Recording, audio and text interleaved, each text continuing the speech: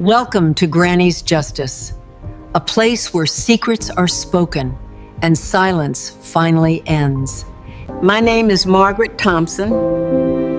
I'm 8 years old, from Charleston, South Carolina. I lost my son, but not to death. I lost him to the woman he married. She walked into my home with sweet words, called me Mama, kissed my hands as if I were her own mother. And I believed her. I welcomed her. I gave her my trust. But behind her smile, there was poison. She whispered into my son's ears, twisting my every word, until he looked at me not as his mother, but as his enemy. And one day, because of her, my son closed the door on me, my flesh, my blood, the child I carried in my womb, the child I raised with love, gone, all because of her. Before I tell you everything, I want to know you. Type your name, your city, your country, in the comments, because betrayal like this doesn't belong to one place. It can happen anywhere, to any mother, to any family. And this is my story. I was born in a small house near the harbor in Charleston, the kind of place where the smell of salt water clung to your clothes, and every neighbor knew your business before you even spoke it. My childhood was not rich in money, but it was rich in lessons. My father taught me discipline, my mother taught me grace, and when I became a mother myself, I poured both of those into my son. From the moment I held Daniel in my arms, I knew my world had changed. His tiny fingers curled around mine, and I swore to protect him with every breath I had. He wasn't just my child, he was my reason to live. I worked until my back ached, scrubbed floors in strangers' houses until my hands cracked, took double shifts at the laundry so Daniel would walk into school with new shoes and never feel the shame of poverty. When he smiled, the exhaustion disappeared. When he laughed, the world felt lighter. People used to say, that boy worships his mother, and it was true. Wherever I went, Daniel followed. When he grew older and life began to harden him, I reminded him of the lessons I had once learned. Always respect people, Daniel. Always protect your family, and never let anyone come between us. For years, he listened. He loved me. He trusted me. Until she arrived. Her name was Rebecca. The first time I saw her, she looked like sunlight wrapped in silk. Her voice was soft, her laughter gentle, and she carried herself as though the whole world bowed for her. Daniel's eyes followed her every move, the way a boy follows his first love, blind to everything else. When he brought her home, I remember the way she reached for my hands, her fingers curled around mine, as if she had known me forever. She pressed her lips to my knuckles, and her voice trembled sweetly when she whispered, "Mama, thank you for raising him." My heart melted. I thought, this is the daughter I never had. I thought she was family. That evening, the table was filled with roasted chicken, warm bread, and the laughter of what I believed was a new beginning. Rebecca laughed at Daniel's stories, touched his arm with tenderness, and every time she looked at me, her eyes glistened with respect, or so I thought. But behind that smile, behind those honeyed words, was something darker.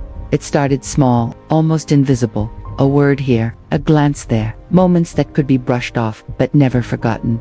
One morning, Daniel asked me about the bills. I explained, as I always had, how we managed the household, but Rebecca interrupted. Her tone was polite, yet sharp enough to slice through me. "Daniel," she said softly, "don't you think your mother's way is a bit old-fashioned? We could handle things differently now." The words hung in the air like smoke. Daniel didn't respond, but he looked at her, not me, her. And for the first time, I felt the shift. The next few weeks, it grew. Rebecca would sigh when I spoke, roll her eyes when I told stories from Daniel's childhood, and sometimes she would laugh under her breath. A private laugh meant only for him, as though my words were foolish, a relic of the past. I told myself, she's young, she learned. I told myself, be patient, Margaret, she's adjusting. But patience was not what she wanted. She wanted power. She began planting seeds of doubt in Daniel's heart. I couldn't hear the whispers, but I saw the poison in his eyes. The son who once ran into my arms after school now pulled away from my hugs. The boy who once told me everything now locked his secrets with her. And when I spoke, when I tried to remind him of the love we shared, his jaw would tighten, his gaze would darken, as if my very voice irritated him. I tried harder. I cooked her favorite meals. I offered her my jewelry, pieces passed down from my mother. I sat with her late at night, pretending to laugh at her stories while my heart sank heavier each day. But the more I gave, the more she took. And the more she took, the less of my son I had. And then came the night that broke me. We were in the living room. The clock ticked loud, each second carving the air like a blade. Daniel stood, his hands trembling slightly. Rebecca placed a hand on his arm, steadying him like she had rehearsed this moment. And then he said it. Mom, you're the problem. The words didn't just cut me, they gutted me. My ears rang, my chest burned. It felt like the walls themselves were caving in. I looked at him, at the son I had given everything to, the boy who once buried his face in my lap during thunderstorms, the man I thought would protect me in my old age. And beside him, she smiled. Not a wide smile, not obvious, but enough for me to see it, enough for me to know she had one. I wanted to scream. I wanted to remind him of every sleepless night, every coin I stretched to feed him, every sacrifice carved into my body and soul. But no words came, only silence, only pain. And in that silence, a truth carved itself into my bones. I hadn't just lost my son, I had raised him with love, only to be replaced by the woman who hated me most. That night, the home that once rang with Daniel's laughter turned into a battlefield. And I knew the war for my son had already been lost. The night Daniel told me I was the problem, I sat in my room long after the lights were out. The house was quiet, but inside me, storms raged. I replayed his words again and again. Mom, you're the problem. They didn't sound like him. They didn't belong to the boy I raised. They belonged to someone else. To her. I stared at the walls, walls that once echoed with his childhood laughter, walls that had heard his tiny footsteps racing down the hall, walls that had carried birthday candles, holiday prayers, nights when I held him through fevers and storms. Now, those same walls held only silence, silence and betrayal. Sleep never came. Before the sun rose, I was already on my feet. I brewed coffee like I always did, but the mug shook in my hand, not because of age, but because of grief. I thought of the little boy he once was, Daniel, with scraped knees and crooked smiles. Daniel, who used to press wildflowers into my palms and whisper, "For you, Mama." Daniel, who once told me I was his best friend in the whole world. Where had that boy gone? Where had my son disappeared? The answer was simple. Rebecca. She had stolen his love, twisted his mind, turned him against me. But how? How does a bond written in blood and sacrifice get destroyed so easily? The days that followed were worse. Every word I spoke was wrong. Every gesture unwanted. If I asked about his work, Rebecca's voice cut in first. Don't pressure him, Mama. If I reminded him to eat, she would laugh lightly and say, "He's not a child anymore. He has me." Her tone was sweet, but her eyes held venom. Every word was a claim. Every smile was a warning. "He has me now, not you." I began to notice the way Daniel looked at me, not with the warmth of a son, but with suspicion, as though he studied me through her eyes. Every sigh became proof of my bitterness. Every frown, an accusation. I was no longer his mother. I was her enemy. One afternoon, I overheard them in the kitchen. Their voices were low, but their words sliced through the walls. "She doesn't respect me." "Daniel," Rebecca whispered, "she doesn't want me here." "That's not true," Daniel said weakly, but his voice wavered. Doubt had already taken root. "She looks at me like I'm stealing something from her." Rebecca pressed on, "Like I'm a thief in her house," and Daniel said nothing. Nothing. That silence told me everything. He believed her. That night, I sat on the porch. The Charleston sky glittered with stars, but I couldn't see their beauty. I felt like a ghost in my own home. Unwanted, unseen, slowly erased. Memories rose like waves. Walking 5 miles in the rain, carrying him on my back when he had a fever, because I couldn't afford a taxi. Sewing his clothes by candlelight so he wouldn't feel poor at school. Working myself sick so his lunchbox never went empty. I thought of the nights I stayed awake when he was burning with fever, pressing cool cloths to his forehead, begging God not to take him from me. And now, he was gone anyway. Not to death, but to her. One evening, I tried again. Rebecca had gone to the store, and Daniel sat in the living room, his eyes on the television, his mind far away. "Daniel," I said softly. He looked up, his expression already guarded. My heart cracked. "I don't know what's happening between us," I whispered. "I don't know what I did to make you look at me like this, but you are my son, my only son, and I love you." For a moment, I saw it, a flicker, the boy I once knew, the softness in his eyes, the pull in his heart. But then the door opened. Rebecca walked in, her presence filling the room like a storm. She smiled when she saw me, but her smile never reached her eyes. "Daniel," she said sweetly, "are you ready for dinner?" And just like that, whatever flicker I saw in him was gone, extinguished. "Yes," he said quickly, rising to his feet, leaving me behind. She glanced at me once, a victorious glance before walking away with him, and I knew then she had him completely. Days turned to weeks, weeks to months, and with each passing day, I lost a little more of him. Rebecca's shadow grew larger, and my place grew smaller. Then came the day that broke me, the day he told me to leave. It was a Sunday. I made breakfast, like I always did. Pancakes, bacon, eggs, a tradition I thought would never die. But when I set the table, Daniel and Rebecca walked in together, their hands intertwined, her eyes locked on mine, sharp and unblinking. Daniel cleared his throat. "Mom," he said flatly, "we think it's time you moved out." The plate slipped from my hands, shattered across the floor. The sound echoed like a heartbreaking. "This is my home, Daniel," I whispered. Rebecca stepped forward, her hand slid onto his arm, her voice soft as silk, her words sharp as glass. "No, Mama, this is our home now, and it's time you let us live our life." I turned to Daniel, my son, my blood, but he wouldn't meet my eyes. And in that moment I realized I wasn't his mother anymore. I was just in the way. The plate lay shattered. My hands trembled as I reached for the shards. A piece sliced my finger, blood welling up instantly, but I didn't flinch, because the pain in my skin was nothing compared to the pain in my chest. Rebecca crouched beside me. "Oh, Mama, let me help," she said, her voice dripping with false sweetness, but her eyes gleamed with victory. I pulled my hand back. "I can handle it," I whispered. After Daniel stood frozen, silent, a stranger in my own house. That night, I packed clothes folded slowly. My fingers lingered on Daniel's baby blanket, his first school uniform, a crayon letter that read, "I love you, Mama." Tears blurred the words, ink bled into my skin, memories cut deeper than knives. Outside my door, I heard whispers, Rebecca's voice, low and commanding, Daniel's, hesitant, but obedient. By morning, a suitcase waited by the door, not mine, hers. The message was clear, leave. I turned to Daniel one last time, but the boy I raised was gone. A stranger stood in his place.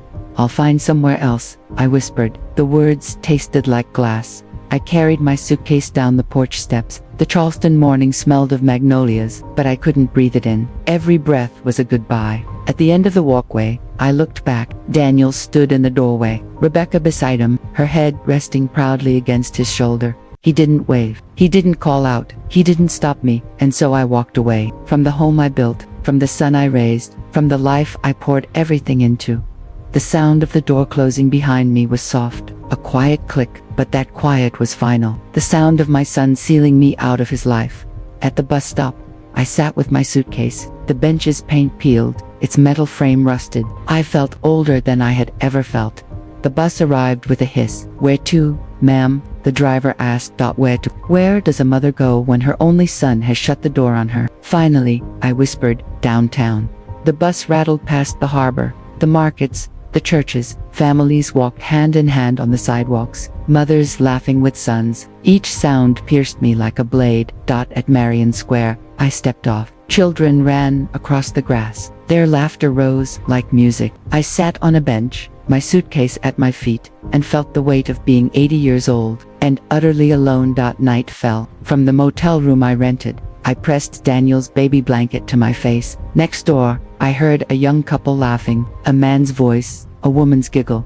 I closed my eyes, but instead of sleep, only memories came, only ghosts. And in that silence, a thought rooted itself in me, a thought I could not shake. If she could steal my son, she had already taken everything. And a woman with nothing left is a woman the world should fear. The morning came without a sunrise, only a dull gray light pushing through the motel curtains, as if the day itself was too tired to begin. I sat up slowly, fingers gripping the edge of the mattress. For a heartbeat, I didn't know where I was. Then, the ache returned. Memory followed that at the sink. The water ran cold too fast. An old woman looked back from the mirror, lines cut deeper than yesterday, eyes rimmed red. But beneath the wreckage of grief, something glowed, a small, hard ember. I folded Daniel's baby blanket the way you fold a living thing, set it in my bag, and stepped outside. The neon sign buzzed like a trapped wasp. Cars passed. The world kept going, unimpressed that I had been broken. Let it move. Today, I would begin stitching myself back together, not with thread, with purpose. The diner on the corner smelled like bacon grease and burnt coffee. "Morning, sweetheart," the waitress said without looking up. I ordered the cheapest thing on the menu, toast and black coffee, and chewed cardboard like soldiers' rations. If I was going to fight, I needed strength, even if it tasted like nothing. Two women in the next booth whispered about a boy who'd stopped visiting his mother after he married. They clucked their tongues and declared the verdict people choose when it's not their blood on the floor. That's life. I stared at my hands.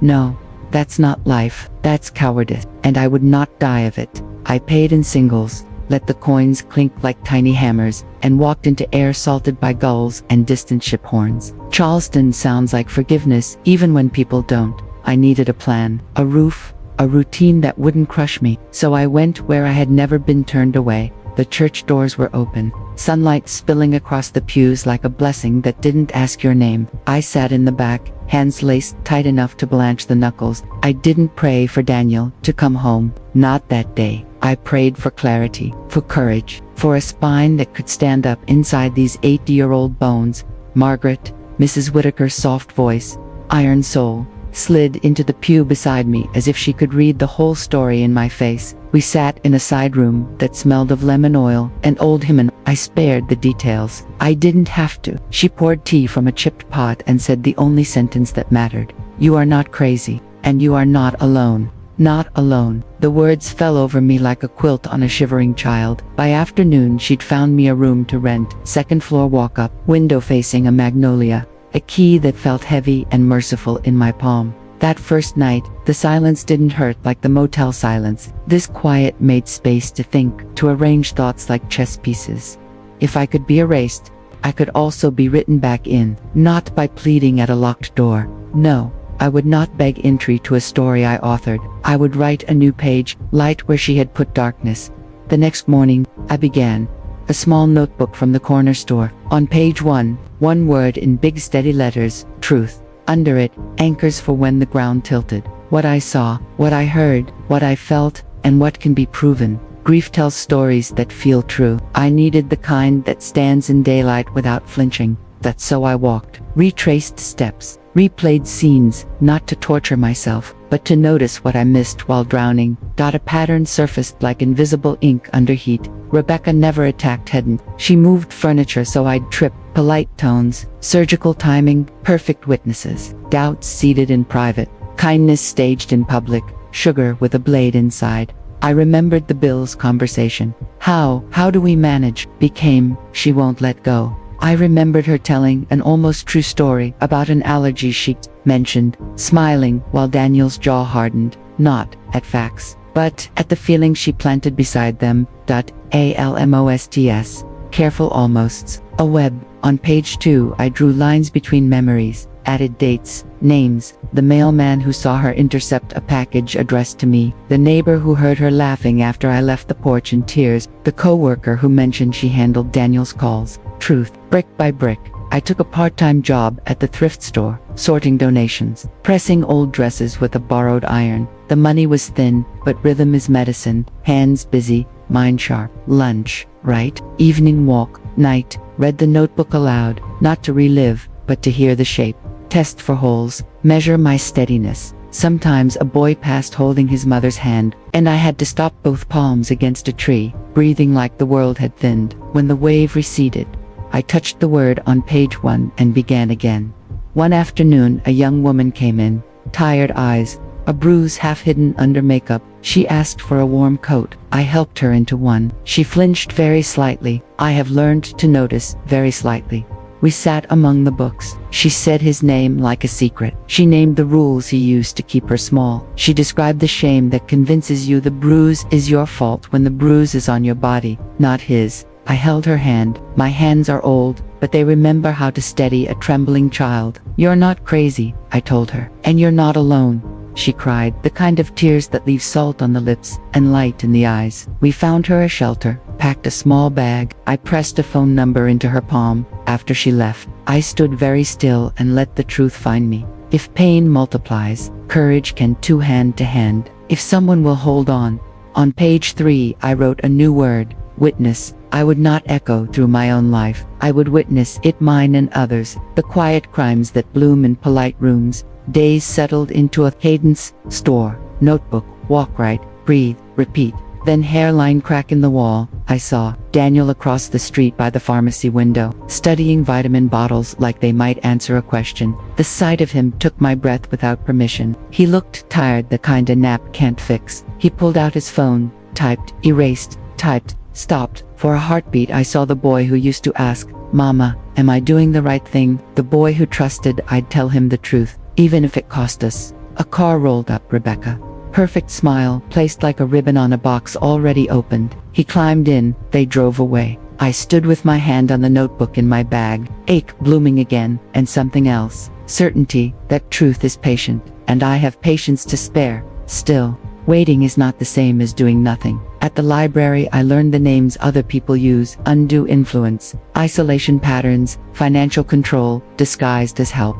On page 4, a second list, documents I still had, bills I'd paid alone after the marriage, messages sugared and sharp in the same sentence, dates I was excluded from, decisions about a house my money built. I wasn't building a case to hurt my son. I was building a spine strong enough to hold us both, if he ever decided to come home.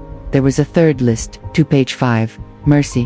What does justice look like if it doesn't taste like revenge? If he knocks, how do I open the door without falling apart? Hard questions. I carried them like smooth stones, turning them in my pocket when the night grew loud. The phone at the thrift counter rang at closing. Unknown number. I almost let it die, but something in me reached. Hello, breath. Then, a voice I know better than my own. Mom. The small word cracked me open. I'm here, I said, steadying myself on the counter.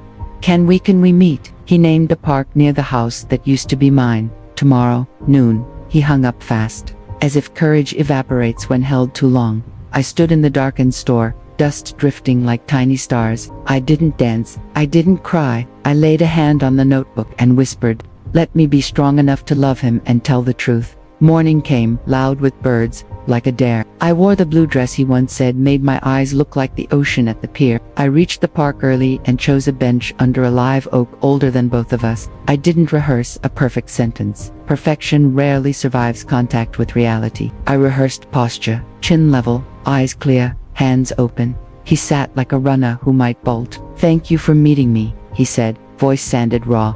"I am always your mother," I answered. When a mother hears her child, she answers. He watched the pond, then he ripped the bandage. "I don't know what's real anymore." I let the sentence breathe. He swallowed. "She says, you hate her." "I don't hate her," I said. "I see what she does." His jaw moved. "Everyone says you're difficult." "I am 80, I said simply. Age looks like difficulty to people who want obedience. Something like a smile tugged, then retreated. "She handles things," he recited. "Bills, calls, appointments. I'm busy." "I raised a man who works hard," I said. "There's a difference between help and control." I set the notebook between us. "I'm not here to argue. This is what I've seen. Read it now or later. Throw it away if you choose, but I won't let my story be told by someone who smiles while she erases me." He stared at the notebook like it might bite. Then, very softly, "Did I hurt you? Truth is a sharp instrument. Used with love, it can heal." "Yes," I said, "you did." He braced for a wave he knew he'd earned. "I'm sorry." The word didn't fix anything. It didn't break anything either. It opened a window. "I love you," I said. "Loving you doesn't require agreeing with what you've done. If you want what's real, start here. I am here. I am steady. And I will not lie to make anyone comfortable." He drew a breath that reached the bottom of him, picked up the notebook and held it like a life jacket. We sat with the world moving around us, kids yelling down the path, a dog shaking rain from its coat, a jogger counting breaths. When he stood, he met my eyes. "I don't know how to fix this. Start with one true thing," I said. Then another. He nodded and left with the notebook tucked under his arm.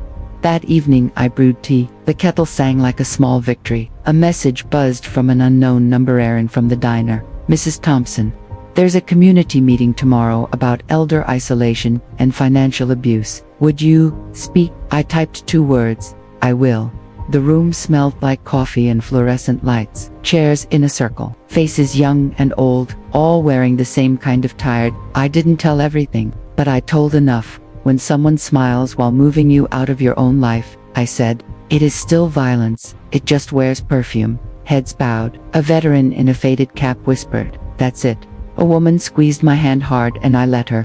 A social worker pressed brochures into my palm. If you ever want to document it formally, she said, I'll sit with you. No pressure, just presence. Presence, such a small word, such a large gift. That night I slept, not long, not perfectly, but I slept without falling. Morning. A text from Daniel, reading.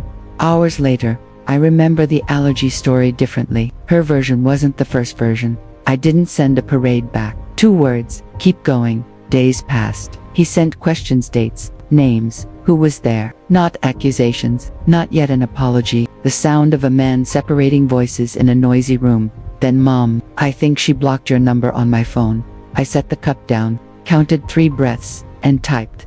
That is a controlling behavior. You don't have to decide anything now. Just name what is in front of you. He didn't reply that day. The next afternoon he called from a borrowed phone. Can I come see you? Yes, I said. Do you need me to come to you? No, he whispered. I need to come to you. He arrived with the notebook, creased and softened by second thoughts. We sat at my small table. I didn't know, he said. I should have known. You can't know what you aren't allowed to see, I answered. Shame builds blindfolds. He stared into his cup. I don't know if my marriage is real or just a story she needs to be true. That's between you and your God, I said. I won't tell you who to love. I will tell you what love is not. He looked up, eyes bright. What is it not? Love is not keeping you from your mother to prove its power. Love is not shrinking you to fit inside someone else's control. Love is not making you betray your own memory to keep the peace. He closed his eyes, and when he opened them, he was a man with tears. I am so sorry, he said, not for yesterday, for all the days he refused to see. Apology isn't a time machine, I told him gently, but it is a door. We made one promise each. He said, I won't let anyone speak of you like a problem to be moved. I said, I won't let my pain turn me into a weapon.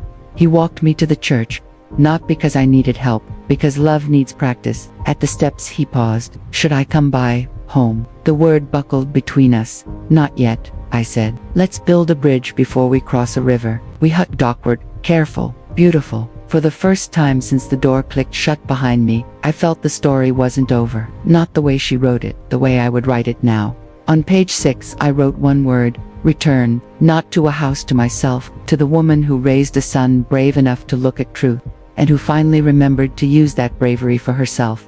There will be more storms. People do not surrender control with a polite curtsy. There will be whispers, accusations, perhaps another door closed. But I am 80. I have survived childbirth, burying a husband, stretching $1 into 2, learning to live with loneliness that tried to nest in my bones, and I have learned the most dangerous thing a woman can learn, to live without permission. So hear me. If you have ears for a mother's truth, when someone uses love to cut you down to size grow back taller, when someone builds a prison from your doubt, turn doubt into keys, and when they say your story ends at the door they locked, remember, you were born with hands. Hands can knock, hands can build, hands can write. I sharpened my pencil, turned to page 7, and began the next line. The church basement smelled of coffee and old paper. Rows of metal chairs scraped the floor as people gathered, faces worn with the kind of weariness that comes from carrying secrets too heavy for one heart alone. I sat in the back, notebook in my lap, my hands trembling not from age, but from the weight of what I was about to do. For 80 years, my voice had been a tool of comfort, to sing lullabies to Daniel, to read him stories in the soft light of bedtime, to whisper prayers in the dark when thunder rattled the windows. But tonight, my voice had to do something different. It had to cut through silence. It had to stand where my son could not. It had to become truth. The moderator called my name. I rose slowly, my knees stiff, my body aching from years of work and grief. But inside me, a fire burned steady. I walked to the front of the room. Every eye turned toward me, some curious, some pitying, some desperate, as if they were waiting for someone to prove survival was possible. I placed my notebook on the podium, but I didn't open it. Truth doesn't always need to be read. It needs to be lived. My name is Margaret Thompson, I began. I am 80 years old, and I was betrayed in my own home.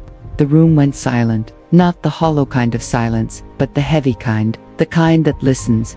I raised my son alone after his father died. I worked until my hands cracked. I pawned my wedding ring so he could buy his first guitar. I skipped meals so he could eat. I poured every drop of myself into him, and one day, he told me I was the problem. Not because those words belonged to him, but because she put them there. The woman he married. A murmur rippled through the room, not of judgment, of recognition. Because betrayal wears many faces, but its knife cuts the same. She smiled at me. She called me Mama. She kissed my hands, and behind every gesture, she hid the poison dot. She whispered into his ear until he no longer saw me as his mother. He saw me as an enemy, and one day, he closed the door on me, my own son, my only son. That is how quickly love can be stolen. That is how fast a family can be broken. I paused. My throat burned, but I would not cry.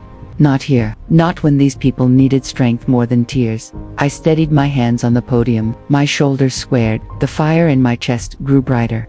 If you are sitting here tonight, carrying a wound like mine, listen, you are not crazy. And you are not alone. Silence is the chain that keeps us prisoners. But the moment you speak, even if your voice shakes, you begin to break it. I drew a breath, my voice rising. I lost my son, but not to death. I lost him to lies. And yet here I stand, not destroyed, not erased. Still here, and if I can stand, so can you. When I finished, the room was so still I could hear the hum of the old bulbs overhead. Then came the sound, clapping, not polite applause, thunder. It grew louder, filling the room, washing over me like a tide. People stood, some cried, some held each other, and in that moment I realized my story was no longer just mine. It was theirs too. Afterward, a young woman approached me, her eyes swollen from crying. He tells me I'm nothing without him, she whispered. But tonight, hearing you, I know I'm not crazy. I took her hand in mine. No, sweetheart, you are not crazy. And you are not nothing. That night, back in my little room with the magnolia tree outside, I felt something I hadn't felt in months. Purpose. The notebook was no longer just for me. It was for all of us. A record, a testimony, a weapon against silence. So I wrote faster, every night, page after page. Not only what happened to me, but what I saw happening to others. The women in those meetings, the whispered confessions at the thrift store counter, the bruises hidden beneath long sleeves, the tremors in voices that had been silenced too long. And with every word, I changed. I was no longer only a mother grieving her son. I was a witness, a voice, a fighter. But fights are never clean, and mine was about to get dirtier. Because Rebecca had heard, word travels fast in Charleston.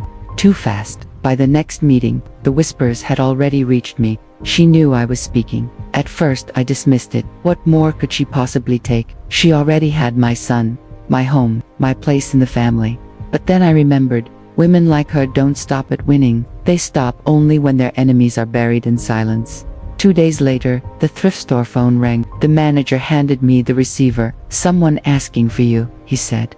I pressed it to my ear. At first, silence. Then her voice, smooth as silk, sharp as a knife. Mama, Rebecca purred. The word curdled in my stomach. You've been busy. I didn't answer. I would not give her the tremble she wanted. She chuckled softly. Oh, don't play quiet with me. I hear you've been telling stories about poor me, poisoning your sweet Daniel. Do you think people believe you? Do you think they care? Her words dripped poison. But beneath the sweetness, I heard it. Beer, you can talk all you want, she hissed. But in the end, Daniel comes home to me. Not you, me. The line went dead. I stood frozen, the dial tone buzzing in my ear like a warning bell. But instead of fear, something else rose inside me. Anger, not the wild kind that burns and dies. The steady kind, the kind that sharpens a blade.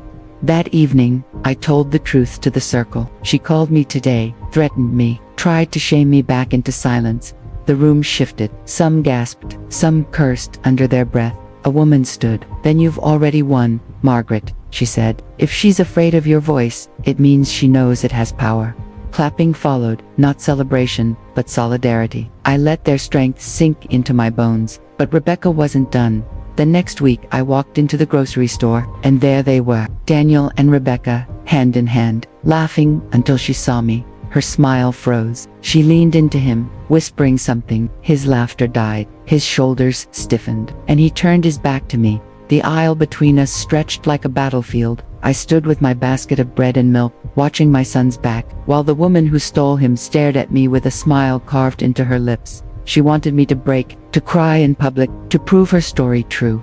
That I was bitter, jealous, unstable, but I didn't. I lifted my chin, walked past them slowly, and whispered just loud enough for her to hear, "You haven't won." Her hand tightened on Daniel's arm, her nails digging crescents into his sleeve, and for a flicker of a second, I saw it, doubt, in his eyes, small, fragile, but there. That night, I wrote in my notebook, "She fears me because truth has teeth, and truth has already bitten her once."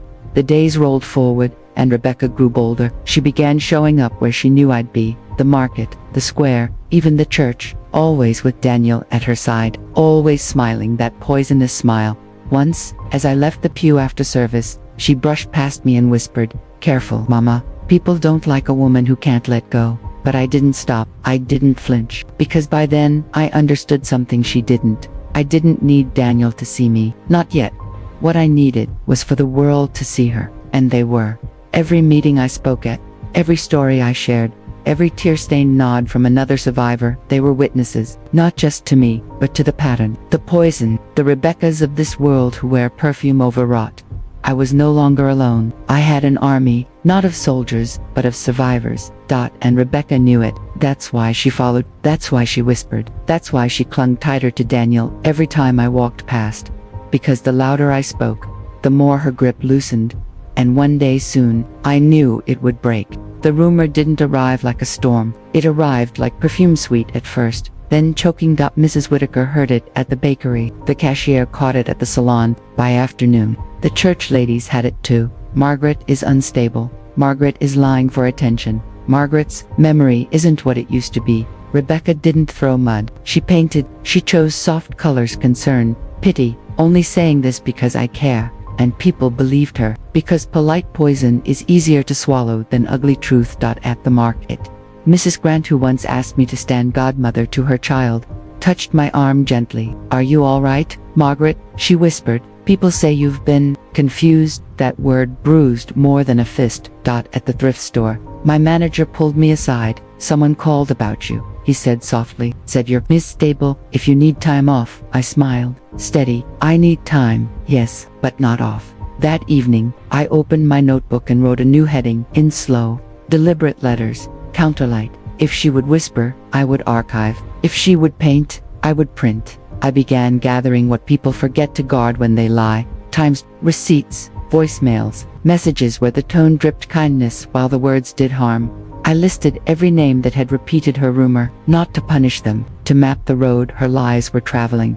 And then I did something Rebecca didn't expect. I called the pastor.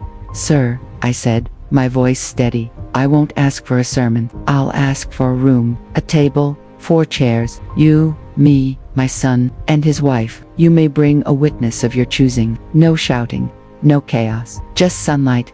He hesitated. Then he said, "Sunlight it is." The date was set, word leaked, as it always does. That was fine. I wasn't building a spectacle. I was building a record. The day arrived, warm and deceptively gentle. Charleston lights spilling through stained glass, dust drifting like slow confetti.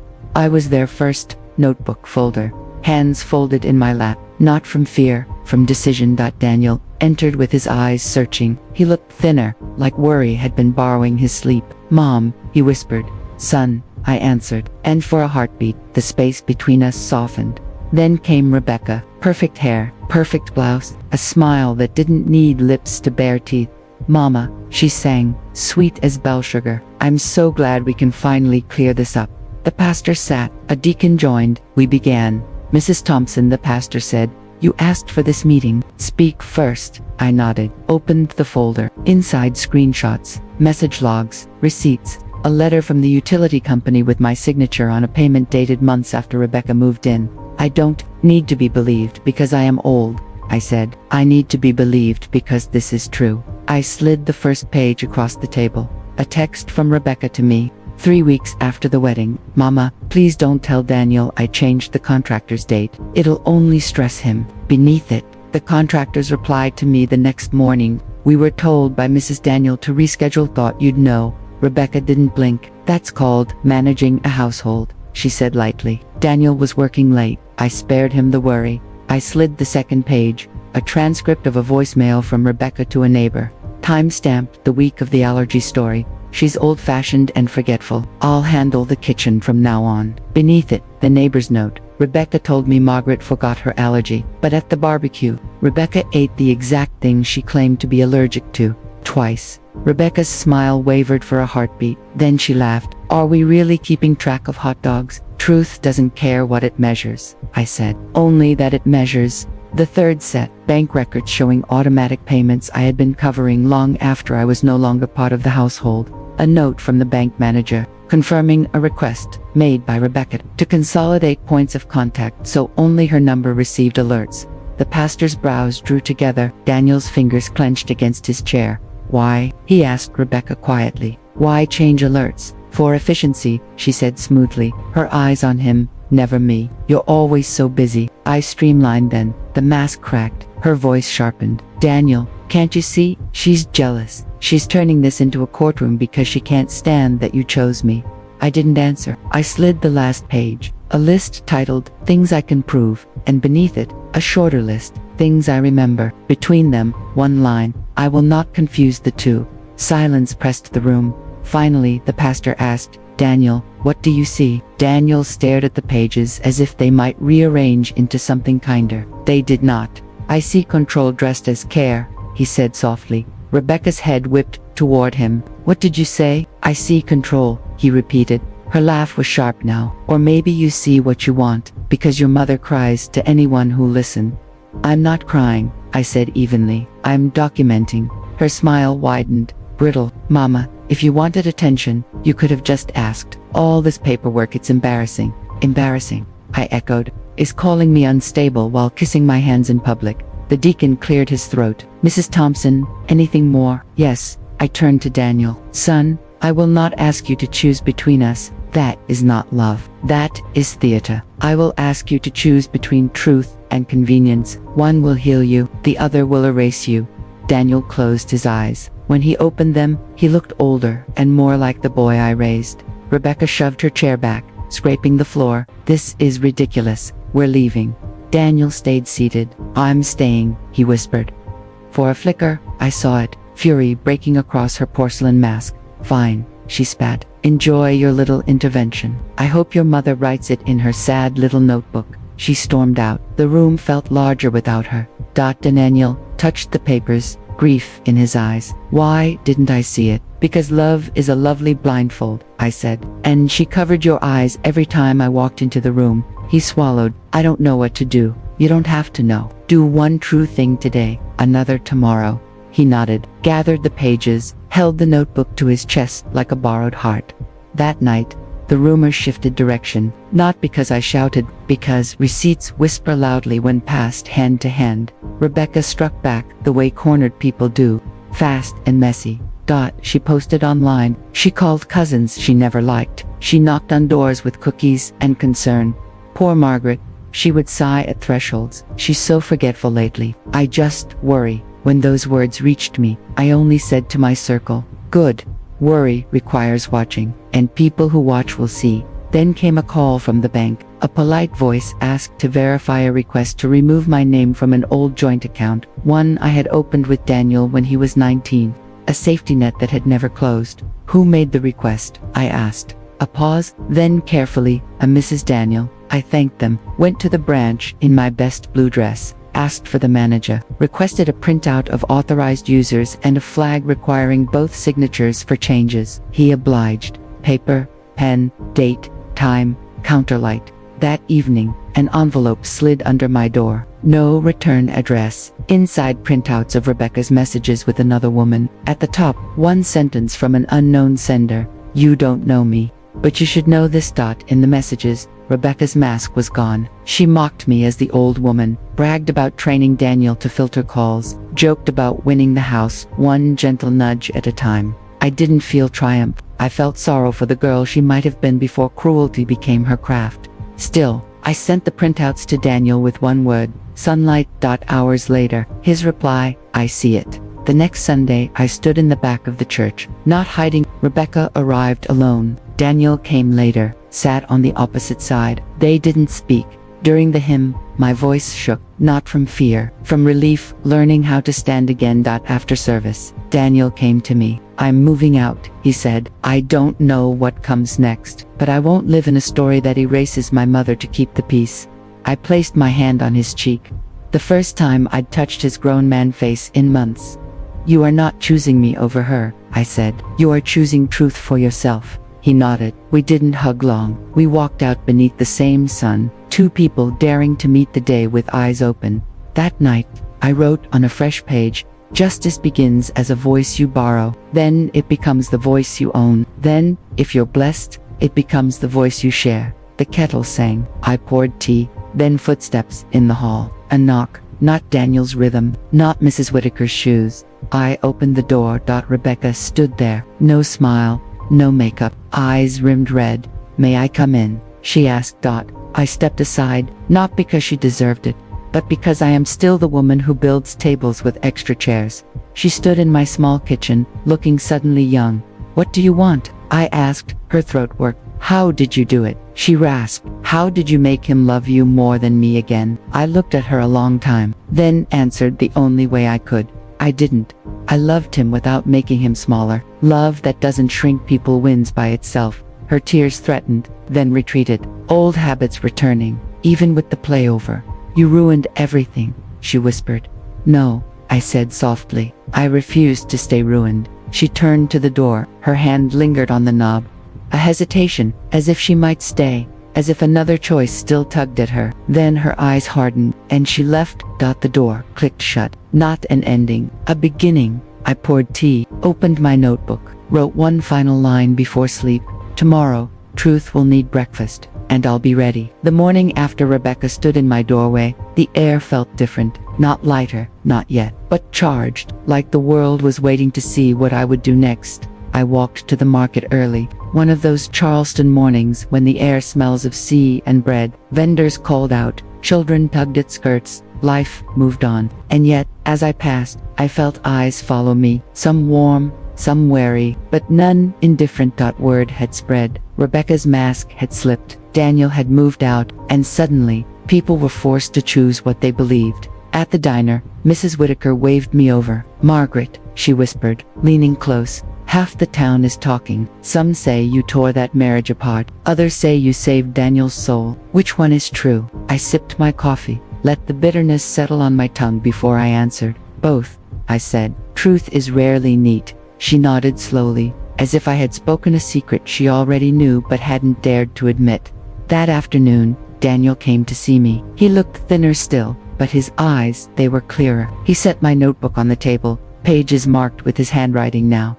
I've been adding, he said softly, memories, things I brushed aside because she told me they didn't matter. He opened to a page where his words spilled, uneven but honest. The night she told me you hid money, but it was the envelope you left me for car insurance. The time she said you ignored her birthday, but I remember the cake you baked. She refused a slice. The morning she told me you laughed at her tears, but you were outside, pruning the roses. You didn't even hear her crying. I traced the words with my finger, my chest tightening with a mix of pride and grief. He was remembering, he was reclaiming, but memory is not a clean wound. It bleeds. She came to me last night, Daniel whispered, said, you'll never forgive me, said you'll use me as proof you were right all along. I placed my hand over his. I don't need to be right, Daniel. I need to be honest. There's a difference. His eyes filled, but he blinked the tears back like a man taught too long that crying was weakness. I don't know if I can undo what I let happen,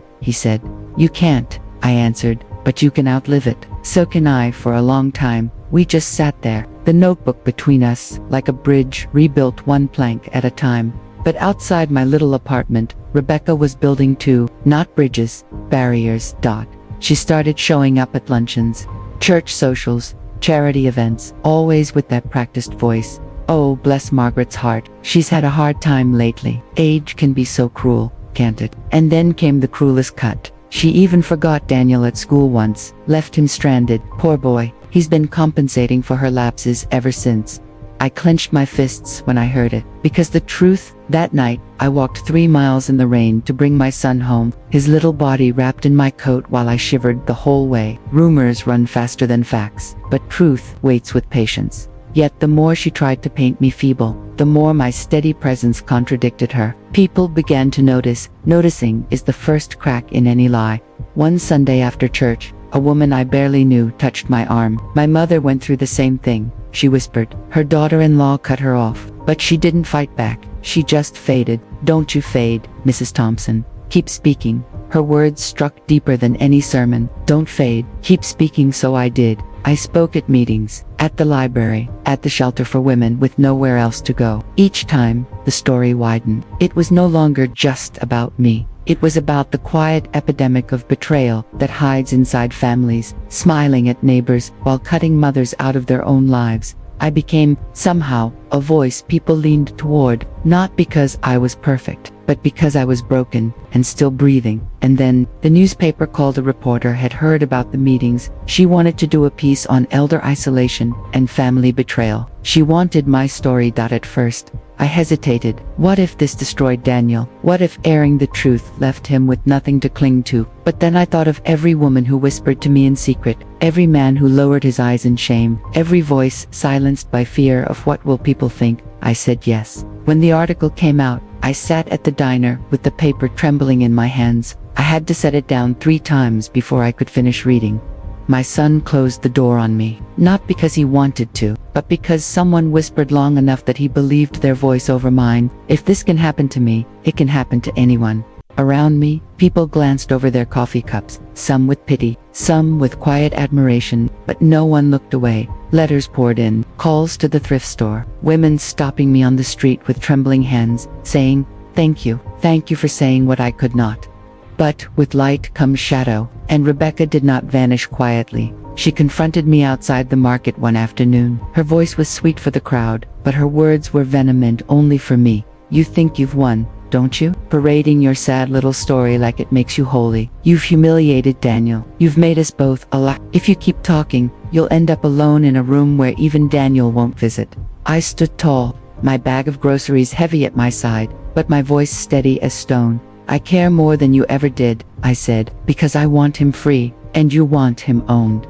For the first time, her smile cracked fully. Her eyes narrowed, her jaw clenched, and she turned sharply, heels striking the pavement like retreating gunfire. That night, Daniel called me. She's furious, he admitted. She says you're destroying us. She says, if I don't cut you off for good, she'll leave. I held my breath. This was the moment, the final line. And what do you say, Daniel? I asked. Silence. Then his voice, low but certain. I say, if love demands I erase my mother, then it isn't love. Tears finally came, hot and unstoppable, not tears of loss, tears of return. Rebecca had taken my son once, but this time she couldn't keep him, because truth has teeth, and truth had finally bitten deep enough to draw blood. The night Daniel told me those words, if love demands I erase my mother, then it isn't love. I sat by the window until dawn, watching the magnolia leaves dance in the wind. It wasn't victory, not yet, but it was something stronger than victory. It was truth finding a place to stand. The next morning, Daniel came to see me. He looked worn, as though sleep had abandoned him, but his eyes, they were clearer than they'd been in months.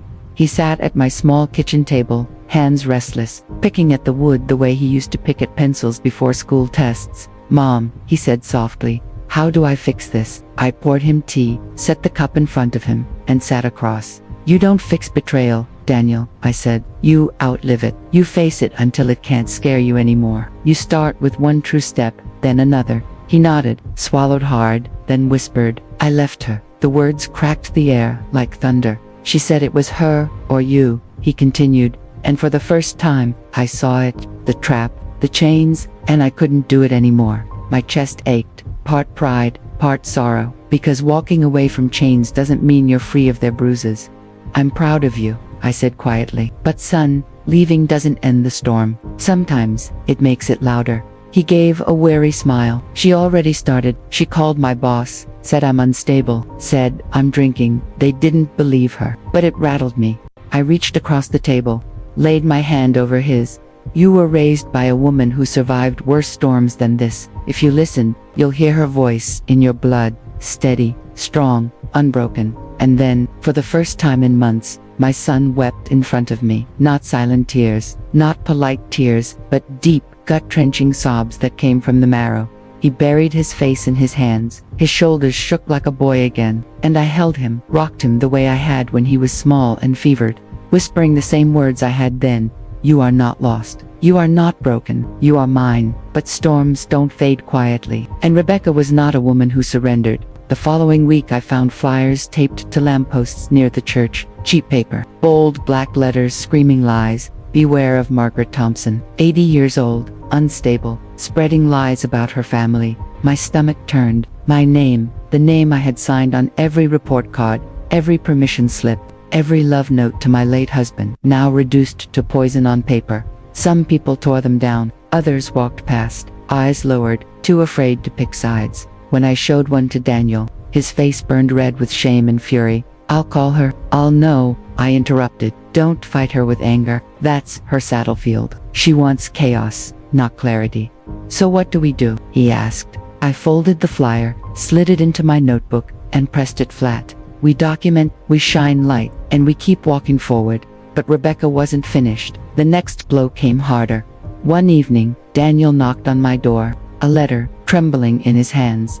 She filed something, he said, voice shaking. She's claiming you harassed her, that you're stalking her. She's trying to drag you into court. I took the paper, read the lies written in black and white, and for a moment, the old ache in my chest roared back. 80 years of living, and still the world could turn a mother into the villain of her own story. But then I remembered my notebook, the receipts, the witnesses, the community that had heard me speak, the circle of women who called me sister in survival, and I felt something new, not fear, not despair, but readiness. Then let her, I said firmly. Let her drag me into a room with walls and light, because, in the light, truth always shows its teeth. Daniel stared at me, his breath catching. You're not scared. Oh, I'm terrified, I admitted, but fear is just proof you're standing at the right door. That night, I added another page to my notebook. At the top, I wrote one word in bold, steady strokes. Court. Under it, I wrote the promise that had kept me alive this long. She can twist his words, she can poison his heart, she can try to silence my voice, but she cannot erase the truth. Not anymore. And for the first time in months, I slept. Not because the storm was over, but because I was ready to walk straight into it. The courthouse smelled of old wood and fear. I had never stood in one before. Never thought I would. But betrayal drags you into rooms you never imagined. Rooms where the air itself feels heavy with judgment. Daniel walked beside me, his steps uneven, like a man still learning how to walk without chains. In his hands, he carried my notebook, not as evidence, as armor. Rebecca was already there. Perfect hair, perfect suit, a Bible clutched in her hands like a prop she'd never read. Her smile stretched wide for the crowd, but her eyes, they found me, and they burned. The judge entered. We all stood, and then it began.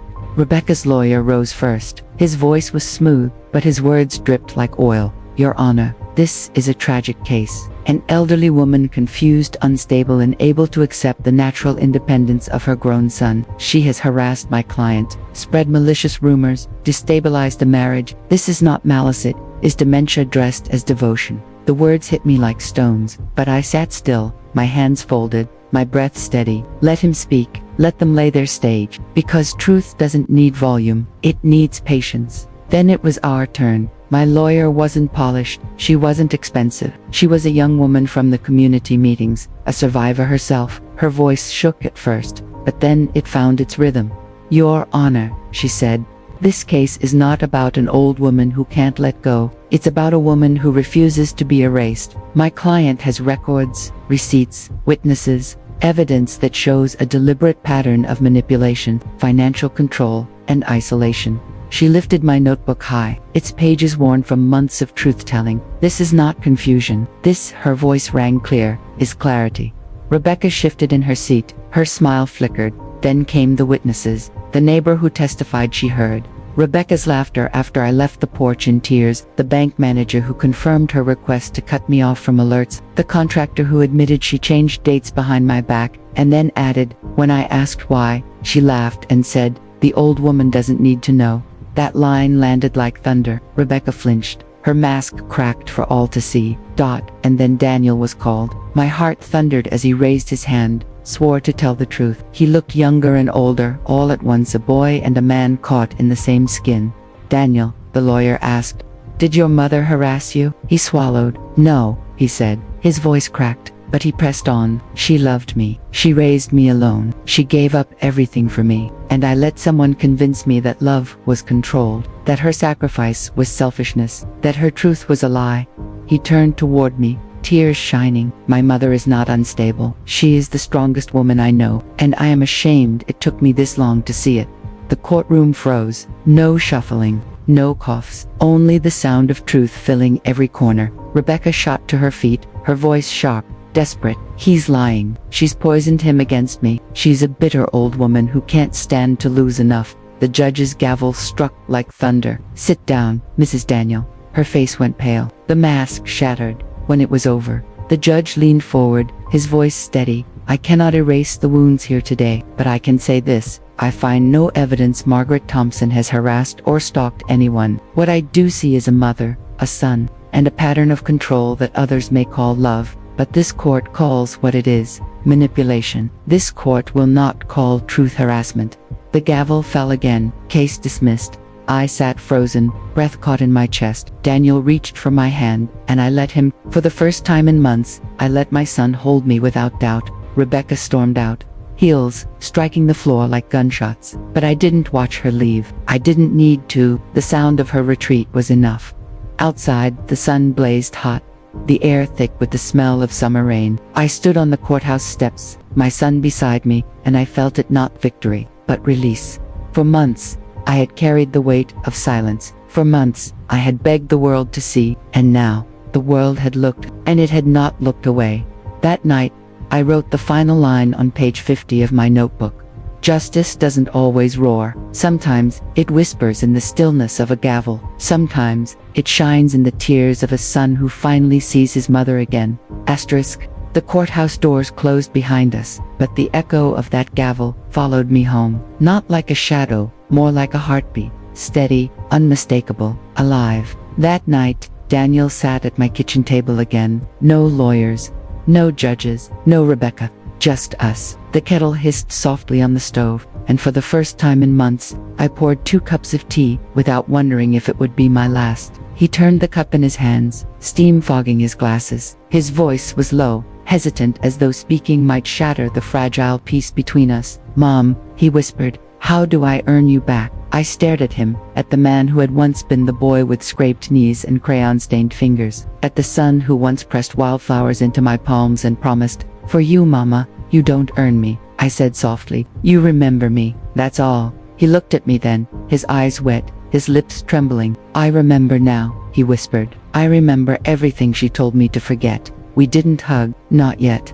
Forgiveness isn't a switch, it's a seed, and seeds take time to bloom." But for the first time, the soil between us felt ready. The days that followed were quiet. Rebecca had vanished from the neighborhood, her presence lingering only in whispers. Some pitied her, some despised her, but most simply moved on. That was the difference between us. She wanted control, I wanted peace. And peace doesn't need an audience. Daniel began visiting more often. At first, it was short, a cup of tea, a few hesitant words, then silence that felt heavy but not hostile. Then longer. He'd bring groceries, fix the loose handle on the window, sit with me on the porch as the Charleston sky bled pink at dusk. Sometimes, he'd apologize. Not always with words, sometimes in the way he carried my bag without asking, sometimes in the way he lingered when I told stories from his childhood, sometimes in the way he let me hold his hand like he was 10 again, just for a moment. I didn't rush him. I didn't press, because healing isn't about forcing wounds shut.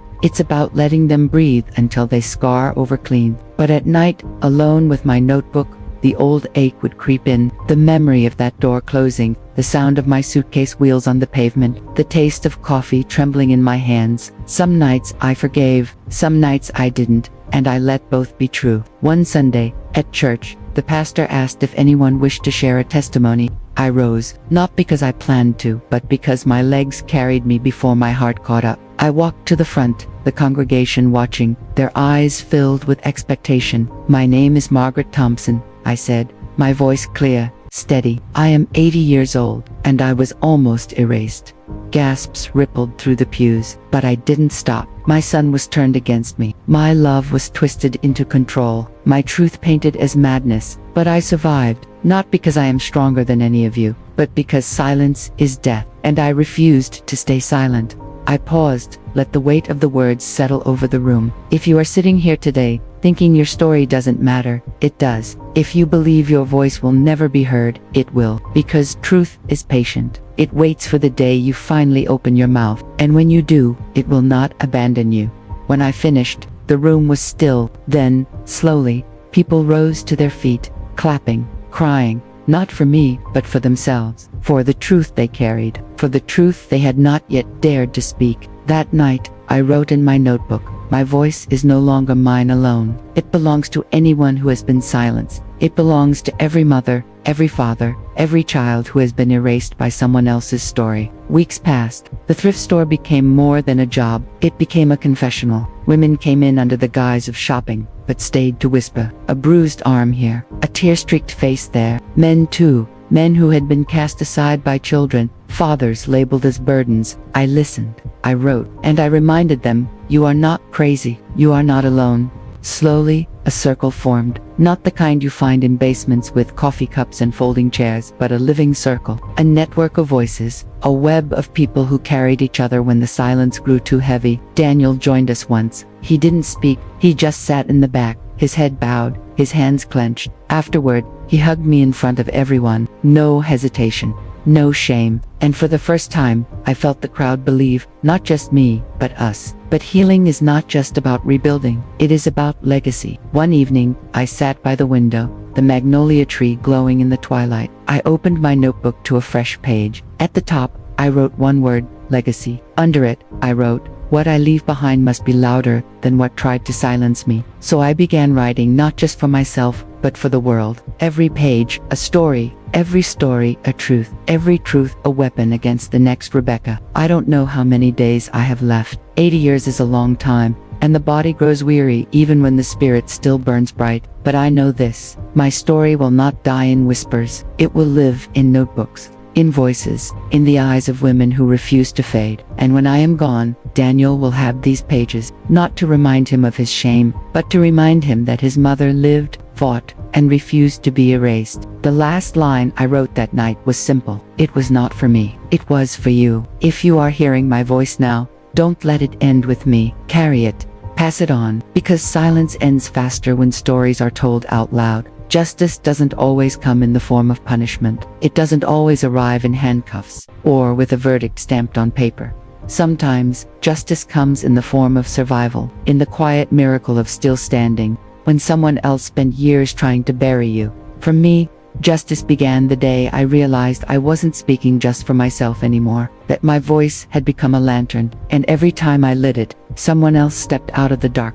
It started small. A knock on my apartment door, a woman in her 30s, clutching her coat like armor, her eyes darting, her words stumbling. "Mrs. Thompson," she whispered, "I read about you in the paper. My husband tells me I'm crazy, that I make things up. But when I heard your story, I knew I wasn't alone." I sat her down, made tea, listened, wrote.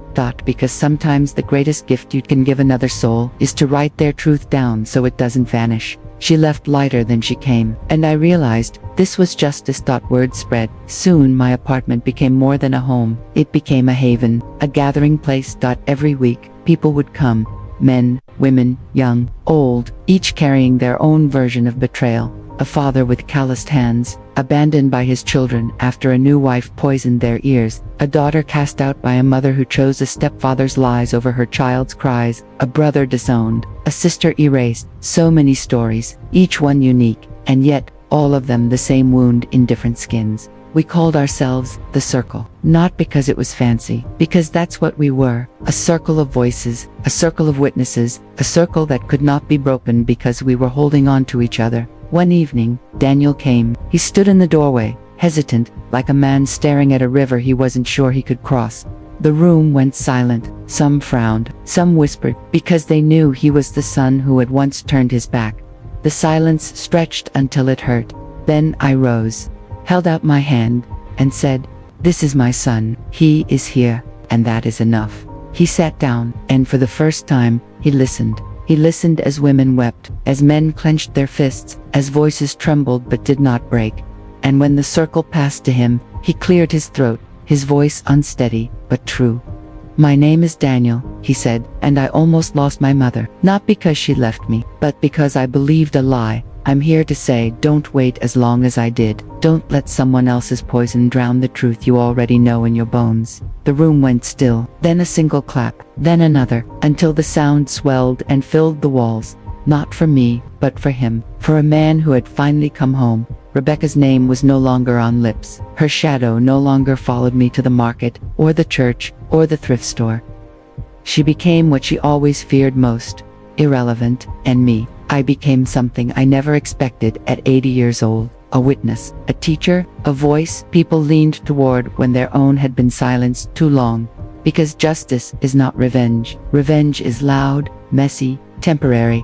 Justice is steady. Justice is quiet. Justice is relentless. Justice is telling the truth, even when your voice shakes. Justice is surviving long enough to watch the ones who betrayed you face their own reflection. Justice is turning your wound into a weapon, not to harm, but to protect.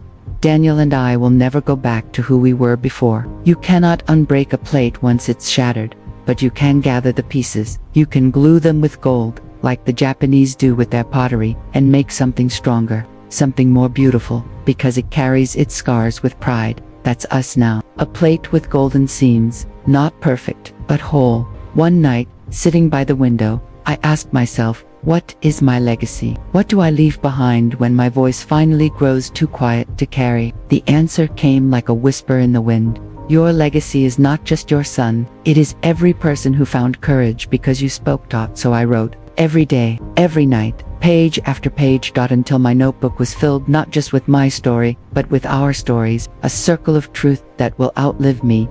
And now, to you, the one hearing my voice across time, across distance, across whatever screen or page carries these words, don't stay silent.